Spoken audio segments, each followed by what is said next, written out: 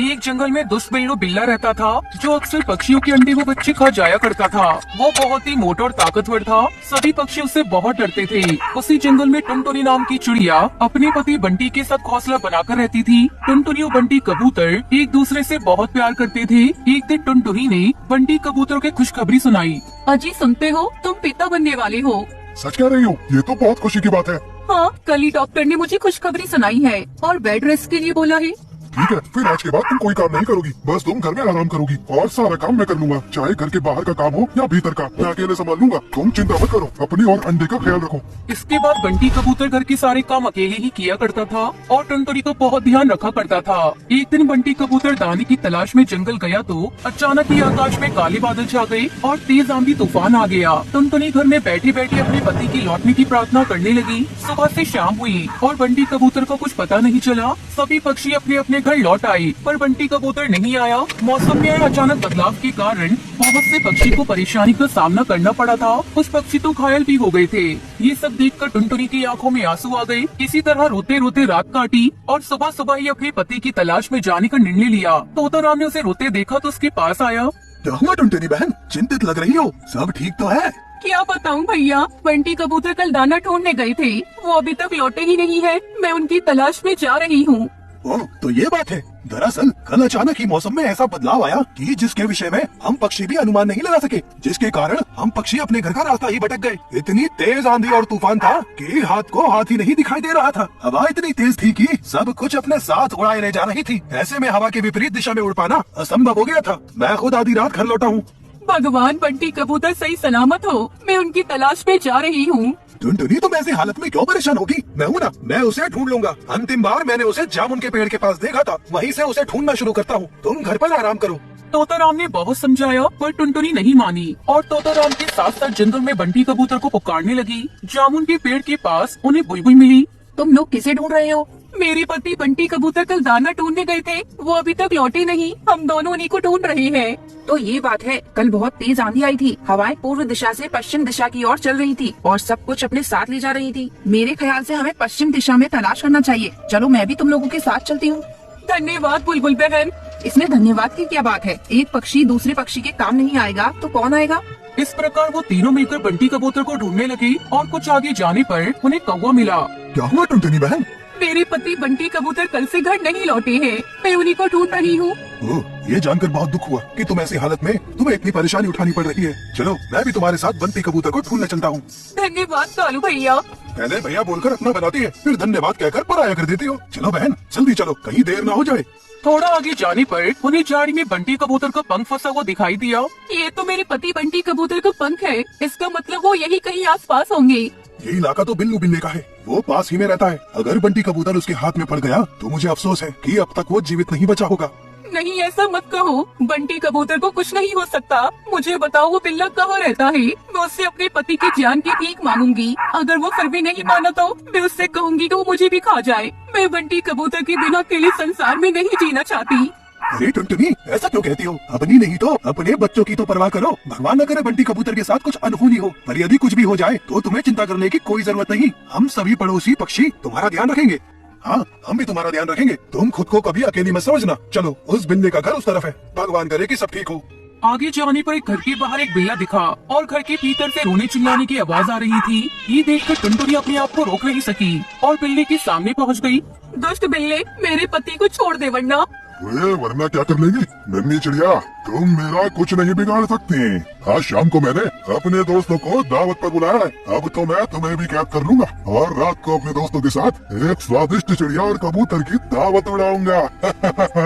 तभी सभी पक्षी झाड़ियों के पीछे से बाहर निकल आए। ये मत सोचना कि टुनटुनी चिड़िया कमजोर है तो तुम उसे डरा लोगे। हम चारों मिलकर तुम्हें ऐसा सबक सिखाएंगे कि जिंदगी भर याद रखोगे। इतना कहकर कालू, तोताराम और बुलबुल तीनों बिल्ले पर टूट पड़े और टुनटुनी बिल्लू के घर का दरवाजा खोलकर अपने पति को आजाद कराया। बिल्लू बिल्ला की भली प्रकार मरम्मत करके वो सब टुनटुनी चिड़िया के घर पहुँचे।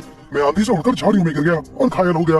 उसी का फायदा उठाकर बिल्लू बिल्ला ने मुझे अपना कैदी बना लिया। धन्यवाद भाइयों, आप सबने मेरी जान बचाई, वरना तो मैं टुनटुनी को दोबारा देख पाने की आशा ही खो बैठा था। धन्यवाद हमारा नहीं टुनटुनी बहन का करो। टुनटुनी बहन बहुत ही हिम्मती और आशावादी है, जिसके कारण तुम्हारी जान बच सकी। अगर वो तुम्हें ढूंढने का प्रयास ही नहीं करती तो शायद वो बिल्ला तुम्हें आज खा गया होता। यह तो बिल्कुल सही बात है। मैं तो इसकी बहादुरी को सलाम करता हूँ। इनकी हिम्मत देखकर तो हमें उस बिल्ले से लड़ने की हिम्मत जागी, वरना हम सभी पक्षी दुष्ट बिल्ले से बहुत डरते थे। बंटी कबूतर भाई चिंता मत करना, हम तुम्हारे भोजन और जल की व्यवस्था कर दिया करेंगे। आज से हम दोस्त हुए। बंटी कबूतर टुनटुनी ने सभी का धन्यवाद किया और खुशी खुशी रहने लगे। आज हमने सीखा कि हिम्मत वालों की कभी हार नहीं होती, लहरों से डरकर कभी नैया पार नहीं होती।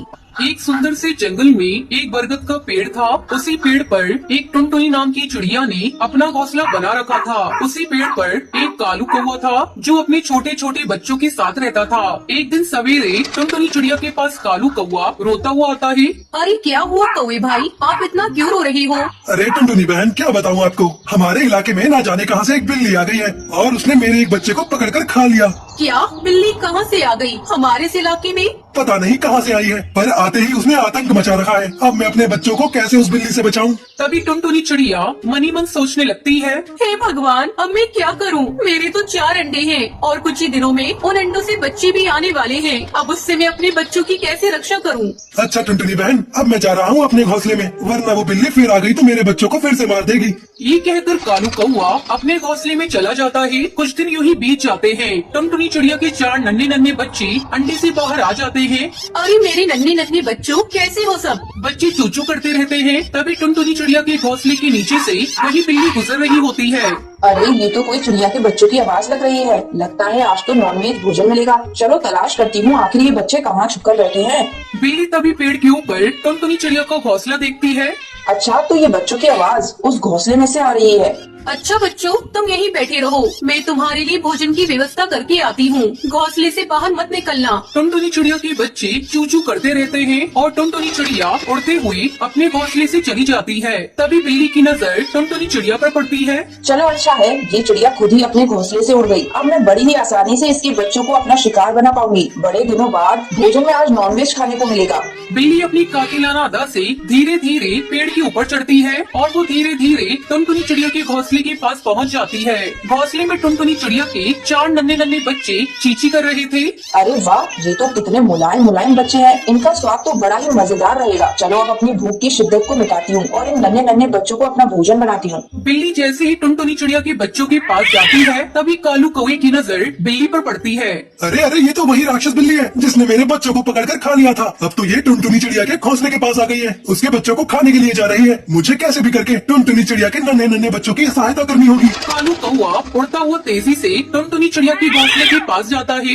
ये क्या कर रही हो बिल्ली? तुमने मेरे एक बेटे को तो जान से मार ही दिया, अब क्या इन मासूम नन्हे नन्हे बच्चों को भी अपना शिकार बना रही हो? इतने नन्हे नन्हे बच्चों को खाने का मजा ही कुछ और होता है। मैं तुम्हें टुनटुनी चिड़िया के बच्चों को नहीं खाने दूंगा। इन बच्चों को छोड़ दो, वरना हम सारे पक्षी मिलकर तुम्हारा जीना मुश्किल कर देंगे। तुम पक्षी मेरा क्या कर लोगे? मैं तुम सबको कच्चा चबा जाऊंगी। तुम मेरे शिकार के बीच में ना आओ, वरना बेवजह ही मारे जाओगे। बिल्ली जैसे ही टुनटुनी चिड़िया के बच्चों को पकड़ने के लिए हमला करती है तभी कालू कौवा उसे जोरदार चोट मारता है, जिसकी वजह से बिल्ली पेड़ से सीधा जमीन पर गिर जाती है। ओ अरे इस कौवे ने तो मेरी पूरी हड्डी पसली तोड़ दी। अरे बिल्ली, अगर तुम अपनी जान की सलामती चाहती हो तो सीधी तरह से यहाँ से चली जाओ। अगर तुमने हमारे बच्चों की ओर दोबारा मुड़कर भी देखा तो हम तुम्हारा वो हश्र करेंगे कि तुम जीवन भर याद रखोगी। तुमने ये सही नहीं किया कालू कौवे, तुम्हें इसका बहुत बुरा अंजाम भुगतना होगा। इस बार तो मैं जा रही हूँ, पर अगली बार जब लौट के आऊंगी तब तुम्हारे सारे बच्चों को अपना शिकार बनाकर ही वापस जाऊंगी। बिल्ली, ये हम पक्षियों की संतान है, हम अपनी संतान पर कोई भी आँच नहीं आने देंगे। चाहे सामने इस जहाँ का सबसे खतरनाक राक्षस भी क्यों ना हो, हम उसका भी सामना कर लेंगे। बिल्ली लड़खड़ाती हुई वहाँ से चली जाती है। कुछ समय बाद टुनटुनी चिड़िया अपने घोंसले में वापस आती है। बच्चों को हड़बड़ाता हुआ देखकर टुनटुनी चिड़िया घबरा जाती है। क्या हुआ बच्चों, तुम इतने घबराए हुए क्यों हो? कोई आया था क्या? तभी कालू कौवा टुनटुनी चिड़िया के पास आता है और उसको सारी बात विस्तार से बताता है। ये सुनकर टुनटुनी चिड़िया बहुत घबरा जाती है। बच्चों, उस बिल्ली ने तुम्हें कुछ किया तो नहीं है ना? नहीं चिड़िया बहन, मैंने उस बिल्ली को बहुत अच्छी तरीके से मजा चखा दिया है। अब वह दोबारा यहाँ आने की हिम्मत नहीं करेगी। पर कौवे भाई, हमें और सावधान रहना होगा। वो बिल्ली किसी भी वक्त हमारे नन्हे नन्हे मासूम बच्चों पर हमला कर सकती है। हाँ चिड़िया बहन, आप चिंता न करो, मैं आज से ही बहुत सावधानी से रहूंगा। अच्छा, अब आप अपने बच्चों की देखभाल कीजिए, मैं अपने घोंसले में जाता हूँ। ये कहकर कालू कौवा अपने घोंसले में चला जाता है। यूं ही रात हो जाती है। सारे पक्षी अपने अपने घोंसले में अपने अपने बच्चों के साथ विश्राम कर रहे थे। तभी वो बिल्ली वहाँ आ जाती है। चलिए सारे पक्षी सो रहे हैं, अब जाकर उस चिड़िया के नन्हे नन्हे बच्चों को अपना शिकार बनाती हूँ। बिल्ली धीरे धीरे टुनटुनी चिड़िया के घोंसले के पास जाती है और एक झपट में टुनटुनी चिड़िया की बच्ची को अपने मुंह में दबाकर वहाँ से भाग जाती है। बच्चे की आवाज सुनकर टुनटुनी चिड़िया घबरा जाती है। अरे बचाओ, कोई बचाओ, वो बिल्ली मेरी मासूम बच्ची को पकड़ कर ले गई। अरे कोई तो बचाओ मेरे बच्चे को। अरे अरे, ये तो चिड़िया बहन की आवाज है। क्या हुआ? ये इतना क्यों चिल्ला रही है? कालू कौआ उड़ता हुआ चिड़िया के पास आता है। अरे क्या हुआ चिड़िया बहन, आप इस तरह क्यों चिल्ला रही हो? वो बिल्ली मेरे बच्चे को अपने साथ लेकर चली गई। मेरे बच्चे को बचा लो। आप रोइए मत चिड़िया बहन, अब रोने से कोई फायदा नहीं। वो बिल्ली यहाँ से काफी दूर चली गई है और अब तक तो उसने आपके बच्चों को मार भी दिया होगा। अब हमें उस बिल्ली का कुछ न कुछ तो करना होगा। उस बिल्ली का हमेशा हमेशा के लिए खात्मा करना होगा। मैं उस बिल्ली को छोड़ूंगी नहीं। चलिए बहन, ये समय जोश से नहीं होश से काम लेने का है। मेरे पास एक उपाय है जिससे हम उस बिल्ली का हमेशा हमेशा के लिए खात्मा कर देंगे। कैसा उपाय भाई? वो देखिए, नीचे गहरा गड्ढा है। हमें किसी भी तरह उस बिल्ली को इस गड्ढे में गिराना होगा। जैसे ही वो बिल्ली गड्ढे में गिरेगी, फिर हम उस गड्ढे में पड़े कचरे में आग लगा देंगे, जिसके बाद वो बिल्ली हमेशा हमेशा के लिए खत्म हो जाएगी। अगले दिन सवेरे वो बिल्ली फिर से वहाँ आती है। हिम्मत है तो मुझे पकड़ कर दिखाओ। तुझे तो मैं कच्चा ही चबा जाऊंगी। तभी बिल्ली टुनटुनी चिड़िया के ऊपर हमला कर देती है। टुनटुनी चिड़िया वहाँ से उड़ जाती है और बिल्ली सीधा कचरे के गड्ढे में गिर जाती है। तभी कालू कौआ उस गड्ढे के कचरे में आग लगा देता है, जिसके बाद उस बिल्ली का हमेशा हमेशा के लिए खात्मा हो जाता है। फिर टुनटुनी चिड़िया अपने बच्चों के साथ खुशी खुशी जीवन बिताने लगती है।